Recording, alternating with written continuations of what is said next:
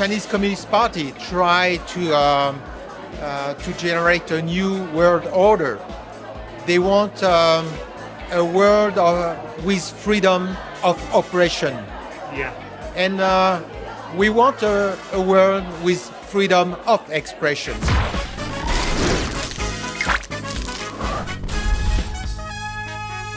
新闻硬邦邦，新闻最爽，我是节目主持人斯坦，欢迎各位收看。我现在在美丽的、浪漫的法国巴黎，参加这一次的欧洲台湾协会联合会活动。然后今天有非常多的法国这边的参议员，还有驻欧盟的谢志伟大使，然后也有 IPAC 的总监 Luc de Pulford。我们今天好好的跟在这边的台侨，还有各界的领袖一起讨论台湾跟欧洲之间的关系，以及台湾跟法国之间的往来。我们开始吧。So I have an honor to have Senator Cadic together with me here, and thank you so much for such an amazing speech today. What do you think about the outcome of today's meeting? It was great to be with the ambassador of Taiwan in Brussels. He shared his vision. I think he talked as a leader. And, Taiwan can be proud to have such an ambassador like him in Brussels. And we have touched upon the Resolution 2758, Taiwanese recognition in the world. But as you know, recently, Chinese lawfare against Taiwan, CCP's lawfare against Taiwan is getting more and more aggressive. For example, Taiwanese legislators, parliamentarians like Puma Shan getting warrants against them and wanted lists China wants to humiliate. They don't want them to travel freely abroad, but Legislator Shan just delivered a speech in Deutsche Bundestag in Germany, in Berlin. What is your position on such an intimidation tactics? And what do you think? When China tells you that you're promoting Taiwan's independence, what should your position be? Chinese Communist Party tried to generate a new world order. They want a world with freedom of operation. Yeah. And we want a world with freedom of expression. So in Taiwan, it's a democracy. They have freedom of expression. In Beijing, they don't understand freedom of expression. They only understand operation. So we know it's a fight. It's a political fight. And I'm involved in politics for human rights, for the freedom of enterprise, the freedom of expression, the democracy, freedom to elect your local representative, your national representative. This is not the word of Chinese Communist Party. And yes, it's a fight. We understand that. But they also have to understand that they are at risk. Chinese Communist Party is now at risk. We cannot accept this attitude. And it's time now for Chinese people to understand that this Chinese government is not the appropriate one for their country. And this is what they are. If they want to fight with us, we will fight with them. Thank you so much. That was beautifully said. And I really hope that the world will become a place where there is freedom of expression and not freedom of oppression. Thank you so much. Merci beaucoup. Right now I have Senator Gattolin with me. Thank you so much for agreeing to take part in that. Senator, what do you think about the outcome of today's meeting and discussion? I think it was very interesting to see the way we managed to fight, I would say, diplomatic aggression from Beijing, especially on the resolution 2758. And so we've explained because we have this experience in France, but also Luc de Pulford, who coordinate the IPAC at the international level, also explained that. And also it was the opportunity to talk with many Taiwanese people from all over Europe on what currently politicians or diplomats can do in favor of Taiwan and its recognition. Why do you think it's so important to stand up for Taiwan and help Taiwan? Clearly, as I say, freedom is not an option. This is a solution. And in this way, Taiwan is a solution. The ambassador at the European Union, Klaus Lehn, said that Taiwan is not a problem, this is a solution. That's the same thing. The problem, the question is how to live free, to maintain free as a people, but also as citizens all over the world, refuting all the people who want to annex you, to catch you, to change your way of life and also your political and institutional organization. And you know, the recent anti-Taiwan lawfare coming from the CCP is getting more and more aggressive. Right now, there are parliamentarians in Taiwan that are China is issuing warrants against them. What do you think the European countries and the democracies can do to either fight back or to provide Taiwan support during the times of such a warfare, such a lawfare against Taiwan? We have yet very strong, I would say, trade links, especially France, where Taiwanese high-tech company invests a lot of money in France, and it has forced, I would say, the government, the executive, to take care officially of Taiwan, even if there is no formal recognition. This is very important. And I think Taiwan is very aggressive at this time on all the situation, all, I would say, all the fight around trade and economy.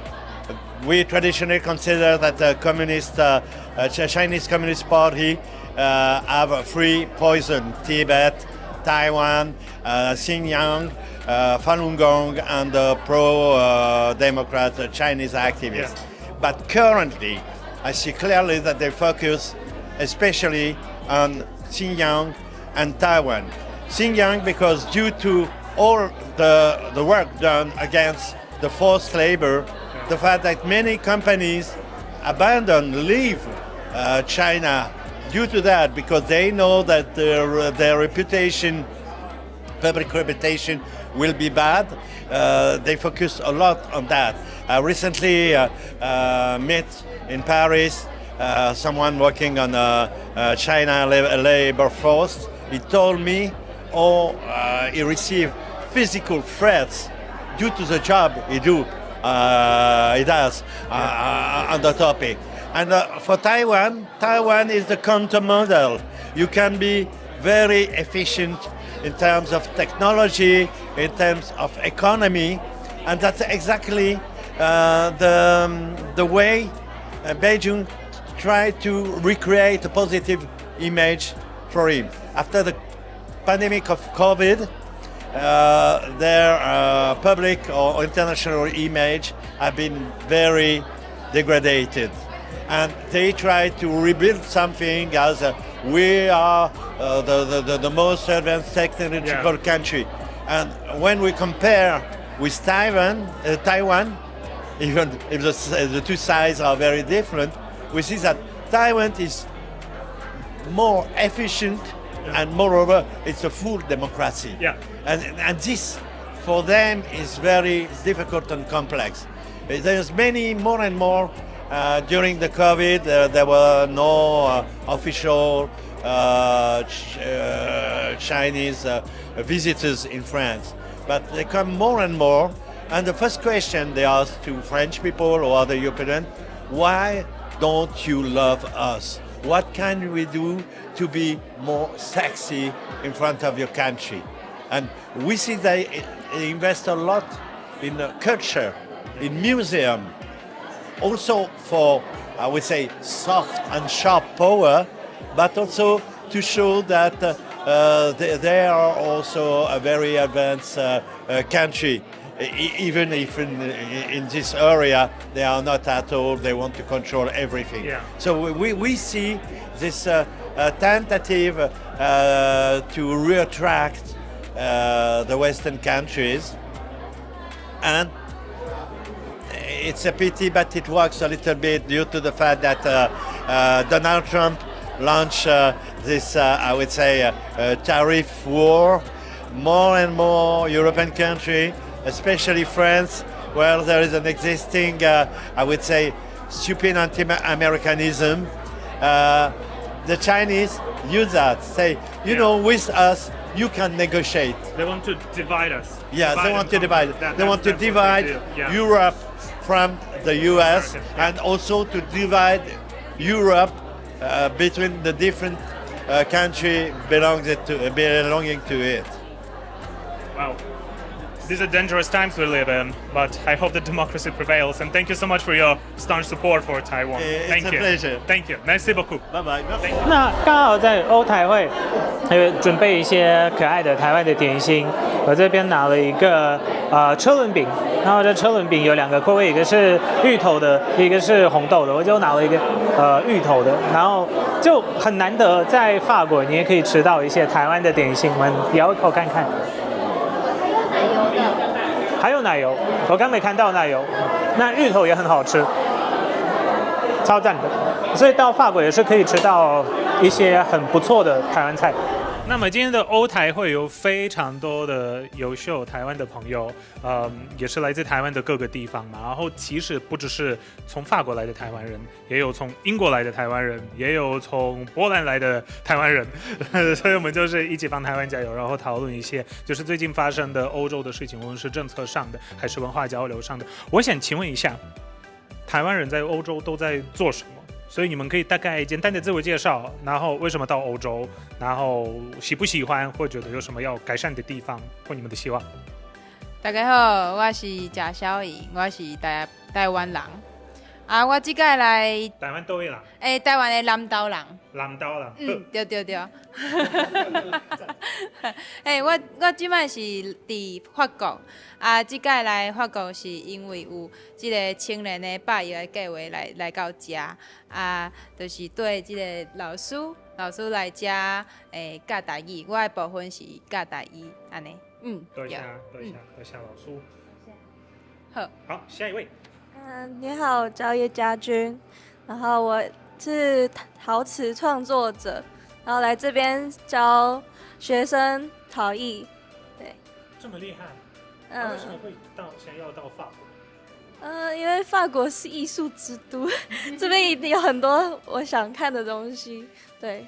我这个波兰人表示抗议。我们也是。下次去波兰。下一位。我叫钟文瑞，我来自嘉义棍剧团，然后我是剧场演员。对，然后这一次申请教育部的青年百亿计划，然后代表台湾来到法国这个地方，跟大家交流，然后让大家认识更多有关台湾的一切这样子。对，然后在学校像有陶艺、有语言的阿美族语的，然后他是陶艺，那我是做表演艺术的教学跟台湾文化的一些传统体验，像是寡戏啊、布袋戏啊等等这样子。对。可以把整个台湾的传统文化传到法国来。对。然后我知道很多欧洲人对原住民的文化也很有兴趣，所以你会教阿美族语吗？是的，我是负责教阿美族语跟阿美族的文化相关，我是文化工作者。那这次在法国呢，主要是跟学生跟大家分享阿美族的文化、语言、歌谣跟舞蹈。然后希望可以让大家从中认识阿美族看这个世界的价值观跟生活观，然后也希望可以透过，我们也都是透过同一个计划来的，那也希望可以透过这个计划让更多人可以更认识台湾，而不是只是把台湾化为中国的一部分，可以更让大家知道台湾的独特性跟台湾不一样的样子。这件事情我知道一个我以前很喜欢的一个乐团吧。叫 Enigma， 是法国的乐团，他们用阿美什么饮酒之后的歌，把它变成流行音乐。